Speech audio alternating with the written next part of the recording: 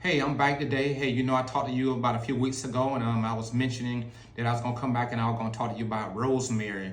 And there's other two extracts I want to explain to you with rosemary. It'll be the rosemary, it'll be the lavender, and well as the peppermint. All of these could be used as essential oils as well as extracts.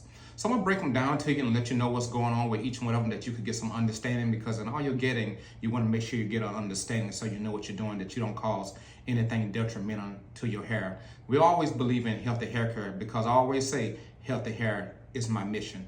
All right, let me get into it. All right, let's first start with the rosemary. Rosemary is a phytonutrient plant, well as it's a medicinal herb plant. Rosemary is very good for the hair, well as good for the scalp. But you have to be very careful with rosemary because rosemary is the king of the hill, I call it. I mean, it's a medicinal herb and it has a lot of tons of phytonutrients and a lot of healing properties. So you want to always keep that in mind when you're using rosemary. Don't play with it. The raw rosemary, you want to make sure you don't put that to your scalp or put that on your hair, even somewhere on your skin, because it will burn. Rosemary is the top of the line when it comes to essential oils, as well as extracts right here. And that's why if you do your research, you'll find out that rosemary is compared to minoxidil. Minoxidil is more of a classic drug that is man-made, well as it helps grows the hair back. And minoxidil, it works really good when it comes to using the right percentage and when it's already infused and it's blended in the products you'll buy out of the drugstore and things like that. But it's so significant how they take a natural phytonutrient herb and a medicinal herb and they compare it with minoxidil. A lot of you heard of minoxidil. It's in Rogaine and other few products that's out there in the drugstore on the market. But it's a wonderful thing because the rosemary, it works just as good. It's just you have to be careful how you're blending rosemary. Now you got to figure this out. Rosemary has an active ingredient in it, and the active ingredient is called boronol. Boronol is an active ingredient that goes into the scalp.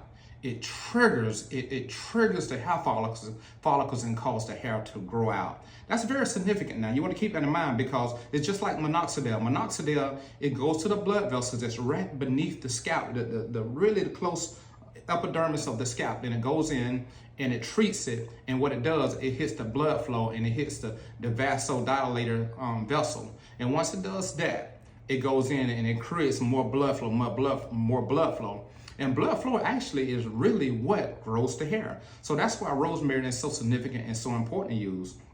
But I'm gonna say this, you gotta be very careful with rosemary because rosemary, it will damage the hair, it will damage the scalp. That's why I tell a lot of people, if you're using rosemary, you don't wanna use rosemary oils and things like for the rest of your days. It's more of a cycle type of thing. You probably wanna use it for about 2 to 3 months or something like that, and then you want to kind of lay off it and just find a good nutritional oil that's very nutritious, that has a lot of nutrients just to continue to keep the growth going, what the rosemary already done started doing.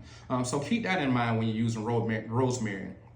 Because I mentioned to you before with rosemary is one of those things right there that when you're using it, you want to make sure that when you're applying it and massaging it in the scalp, it's very active. Don't take it lightly. Because what rosemary is doing is getting up under that scalp where that vasodilator vessel is located, and it's already working. You can't see it working, but it's already working. And what it does, it begins to push the hair out. And sometimes it can push the hair out too fast. That's why a lot of you all online, you're complaining and you're saying that, oh, a certain product, rosemary, peppermint, whatever that was you was using, that it took your hair out. And it took your hair out because you wasn't using it correctly. And at the end of the day, can't blame you or blame whosoever, what's going on. It just, like I said before, all you're getting, you want to make sure you get an understanding. Just don't put something on your hair and then just know it's going to work, and then you just trust in everything, what everybody else saying out there. But you want to take the knowledge, you want to gain it for yourself, that you can understand it. You can understand what's going on with your hair